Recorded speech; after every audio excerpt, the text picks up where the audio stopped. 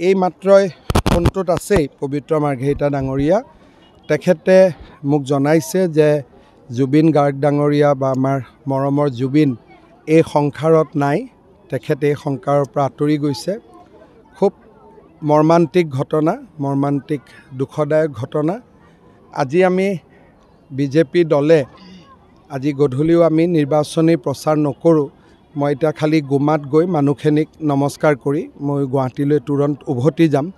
তেখেতৰ সৎকাৰ বা কি ধৰণে আমি তেখেতক আনো গোটেই কথাবিলাক গুৱাহাটীত গৈ আমি আলোচনা কৰিম। অসমবাসী ৰাইজৰ লগতে মই সমগ্ৰ অসমবাসী ৰাইজৰ হৈ কি ক'ম, দুখৰ ক'বলগীয়া একো শব্দই নাই, শব্দই বিচাৰি পোৱা নাই। এটা মৰ্মান্তিক ঘটনা, জাতিৰ অপূৰণীয় ক্ষতি, জাতিৰ এটা অমূল্য সম্পদ আমি হেৰুৱাই পেলালোঁ। এই মাত্ৰই ফোনটোত আছেই পবিত্ৰ মাৰ্ঘেৰিটা ডাঙৰীয়া তেখেতে মোক জনাইছে যে জুবিন গাৰ্গ ডাঙৰীয়া বা আমাৰ মৰমৰ জুবিন এই সংসাৰত নাই। তেখেতে এই সংসাৰৰ পৰা আঁতৰি গৈছে। খুব মৰ্মান্তিক ঘটনা, মৰ্মান্তিক দুখদায়ক ঘটনা। আজি আমি বিজেপি দলে আজি গধূলিও আমি নিৰ্বাচনী প্ৰচাৰ নকৰোঁ।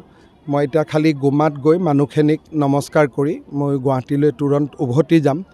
তেখেতৰ সৎকাৰ বা কি ধৰণে আমি তেখেতক আনো গোটেই কথাবিলাক গুৱাহাটীত গৈ আমি আলোচনা কৰিম।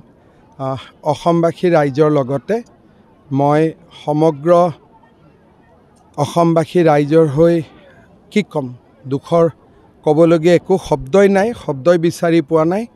এটা মৰ্মান্তিক ঘটনা, জাতিৰ অপূৰণীয় ক্ষতি, জাতিৰ এটা অমূল্য সম্পদ আমি হেৰুৱাই পেলালোঁ। এই মাত্ৰই ফোনটোত আছেই পবিত্ৰ মাৰ্ঘেৰিটা ডাঙৰীয়া তেখেতে মোক জনাইছে যে জুবিন গাৰ্গ ডাঙৰীয়া বা আমাৰ মৰমৰ জুবিন এই সংসাৰত নাই। তেখেতে এই সংসাৰৰ পৰা আঁতৰি গৈছে। খুব মৰ্মান্তিক ঘটনা, মৰ্মান্তিক দুখদায়ক ঘটনা। আজি আমি বিজেপি দলে আজি গধূলিও আমি নিৰ্বাচনী প্ৰচাৰ নকৰোঁ। মই এতিয়া খালি গুমাত গৈ মানুহখিনিক নমস্কাৰ কৰি মই গুৱাহাটীলৈ তুৰন্ত উভতি যাম। তেখেতৰ সৎকাৰ বা কি ধৰণে আমি তেখেতক আনো গোটেই কথাবিলাক গুৱাহাটীত গৈ আমি আলোচনা কৰিম। অসমবাসী ৰাইজৰ লগতে মই সমগ্ৰ অসমবাসী ৰাইজৰ হৈ কি ক'ম, দুখৰ ক'বলগীয়া একো শব্দই নাই, শব্দই বিচাৰি পোৱা নাই। এটা মৰ্মান্তিক ঘটনা, জাতিৰ অপূৰণীয় ক্ষতি, জাতিৰ এটা অমূল্য সম্পদ আমি হেৰুৱাই পেলালোঁ। এই মাত্ৰই ফোনটোত আছেই পবিত্ৰ মাৰ্ঘেৰিটা ডাঙৰীয়া তেখেতে মোক জনাইছে যে জুবিন গাৰ্গ ডাঙৰীয়া বা আমাৰ মৰমৰ জুবিন এই সংসাৰত নাই। তেখেতে এই সংসাৰৰ পৰা আঁতৰি গৈছে।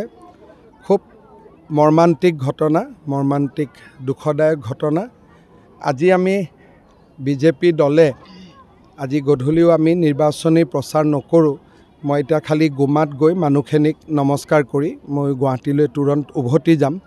তেখেতৰ সৎকাৰ বা কি ধৰণে আমি তেখেতক আনো গোটেই কথাবিলাক গুৱাহাটীত গৈ আমি আলোচনা কৰিম।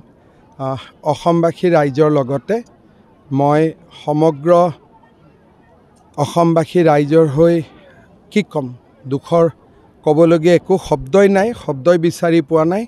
এটা মৰ্মান্তিক ঘটনা, জাতিৰ অপূৰণীয় ক্ষতি, জাতিৰ এটা অমূল্য সম্পদ আমি হেৰুৱাই পেলালোঁ।